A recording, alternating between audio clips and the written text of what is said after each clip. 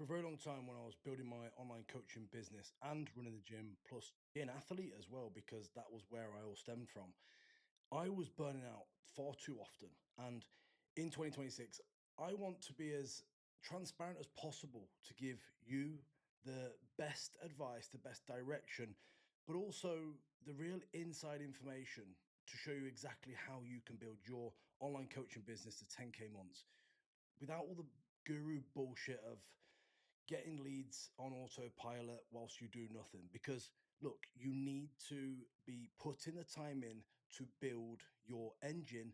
And that's exactly what I'm going to help you do throughout all my videos. But this one specifically today, I want to talk about how the transition that I went through when I found that doing more hours really wasn't the best way to go.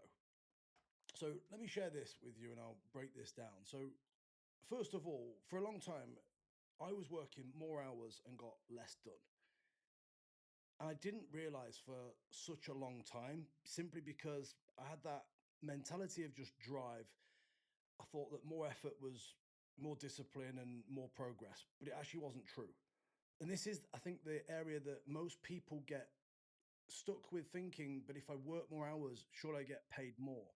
And actually, that's not the truth. And I found out the hard way, if you like. So when it comes to the lie that I ultimately believed, I was doing 6, 7 hour, 8 days, thinking that I was really pushing my business forward. And throughout this period, I started to believe that the longer the days, the more momentum that I would have. And it doesn't work like that, because within your business, there are so many things that you could be doing more aggressively in shorter space of time and get a bigger outcome from them if you actually focus all your energy on making that thing fucking awesome. And that's the difference between working long hours versus short hours that are specifically aggressive on a certain task. I felt like I was productive, I felt I was disciplined, and I felt like I was doing the work, because this is what I looked up to people thinking, well, this is what you do if you work hard, right? And coming from the background that I was, competing strongman all over the world, discipline and working hard round the clock was one of the biggest things. But it doesn't quite transfer over into business. But looking back, I wasn't aggressive with the things that actually mattered. And this is the thing, the busier you are, it doesn't equal more aggression on the things that you need to do. You will spread yourself thin. And it's like training in the gym. If you're trying to be as fit as you possibly can, as strong as you possibly can, and you're trying to grow muscle at the same time, like you're trying to do too many things. Yes, you can sit in the middle and look fucking great and be strong and fit, but you're not going to get the best out of the things that you are doing at the time. I was busy and I wasn't really decisive. I was really thinking about the work effort in the long term of the day as opposed to the aggressive short periods that I could do. And I was working more hours, but simply wasn't moving my business forward at all.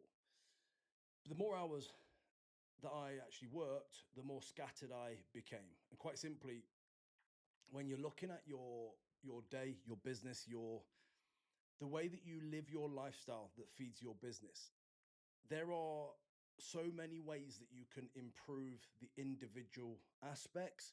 But if you look at the whole picture, you look at your whole day and you're just trying to do more, then you'll find yourself burning out a lot faster. And this is something that I was doing. And the truth is, like, the long days gave me the way to avoid the uncomfortable stuff.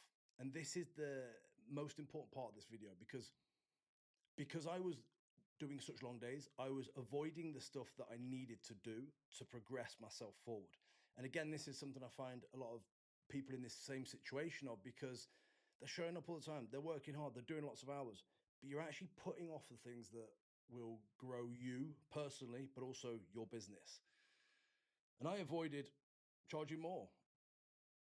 And before I move on to this, if you feel like you are, if this is hitting you and you're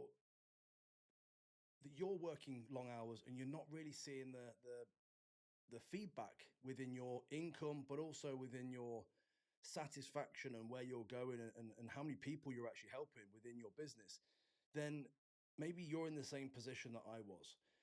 But I was avoiding charging more at the time because well, I didn't think that people would want this. I didn't think people that would trust me to charge more and still be able to deliver the same service, because within the pricing of what we charge for our service, there's a big dark cloud over the top. And a lot of people question, like, what is it worth? What should I charge? And before you know it, you're break it down too much and analyzing the what others think versus what you're able to do. But I was thinking, I don't want to be rejected. People won't pay the price that I need to charge to be able to then not have to work the hours. And then will my model even justify it? And these are all the things that were going through my head when actually they're not true. They're just things that you think.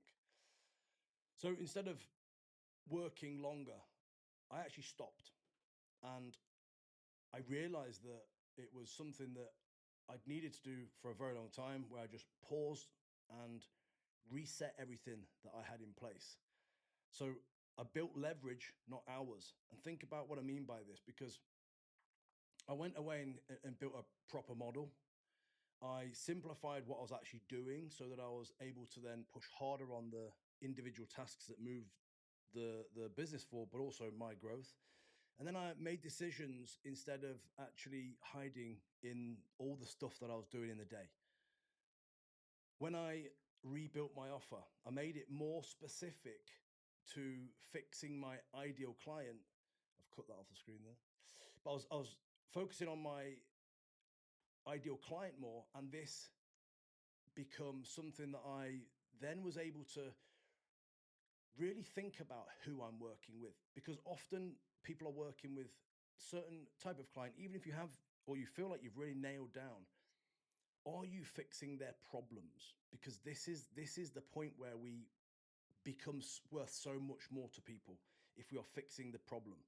If people ask the price of your service, or if you're in fear of the price of your service, it's because you haven't stated the fact that you can fix their pain points clear enough. And that's both for you and for them. Because if they don't go, this person is the person I need to fix my X problem, whatever it is, or if you don't feel like I can fix your problem, then your offer is wrong, your marketing is wrong. And this is where I went away and I really focused on my offer. And then I made it more specific to the person, but then I made sure that the delivery backed it, because delivering the thing to the person that you want to help fix the problem is half the battle. If you understand your avatar and you understand exactly where their pain points are, and their frustrations, and what they need to fix it, then this is where we can completely change the game and ultimately charge more, because you are fixing a bigger problem that they have never been able to fix. I had When I took my content, my delivery systems, my model, and everything more seriously, I had the same people, just more specific, more attractive, or attractive to the offer, and internal model walking them through. So I looked at everything from start to finish, the content of the types of stuff I spoke about and who I was talking to inside the offer. And when I say offer, this isn't just the what do you get. This is often what people think it is, but it's how you get them into your offer and the things that you're attracting them in by, i.e., the model that you have in place, the lead generation system, the lead nurturing system. But then internally, it's about the model that's walking them through it. And again, this is a huge area that often people skip or don't know how to work on. And they end up screwing that up because they don't get people the results that they say they can. Although they can, it's the delivery. So think about that. How are you actually delivering to your clients? Are you thinking about what they specifically need, or are you just saying, this is what I did? Because a big error that I see in many coaches where they've had success themselves, that say, look at my background and my journey. I hit World Strongest Man in one year in the under 90s. I said that was my goal. A few people laughed. It was the first year I did strongman, and just me being the obsessive person I am, I went all in on that and thought, well, people are laughing, so I'll do it. I got there to I came ninth in the first year in Worlds, and throughout that period, I had a massive growth phase. Well, this is often what happens in the strongman world, and then people start coaching. Great, awesome.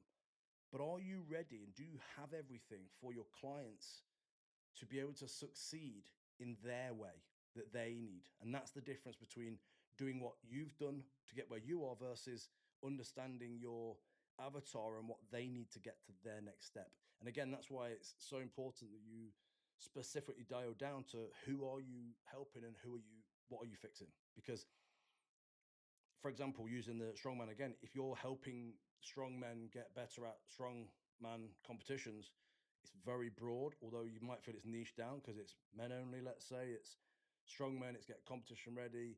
And then you'll think, well, actually, but I'm digging into the individual things that they do to make them stronger and better. That's great. But actually, that's what everyone does. And secondly, that's not specific to them. That's just getting them better at what they do. But if you think about the exact pain point that you fix and the thing that you help them with, you will cut deeper and you'll stand out more to people because they will be like, shit, this guy or this girl gets me and this is what I need. So look, working longer hours, ultimately it just kept me busy, and raising my standards forced me to then get better because I raised my standards across the board of how I coach, how I teach, how I delivered things, the marketing and everything. And that was actually what moved me forward overall all of this, because when you are doing more hours, it will not fix the fact that you're avoiding the decisions. And if you're constantly avoiding certain decisions within your business, today I'm specifically talking about doing too many hours and actually retracting back, charging more, thinking about your offer. But there also, you could pick out so many other decisions that you're avoiding within your business that may be holding you back. So look, if this sounds like you and it's something that you feel that you want support with, help with, then go to the description below and actually have a look at my Skool area, because it's a free area for you to jump in with the other coach in there. There's lots of different frameworks and stuff you can work on your content, on your messaging, your marketing, and everything. If you go to the strength system, which is on the link below. And look, I'm not going to say work with me, because you need to get yourself to a level to be able to then commit and to drive things forward. But what I will say is click on the link, get into the Skool area and actually absorb the stuff and start crushing it like the other guys in there. And then later on down the line, if you want to work with me, then let's do it. If you are liking these videos, then give me a little thumbs up and also watch the next video, and I'll speak to you very soon.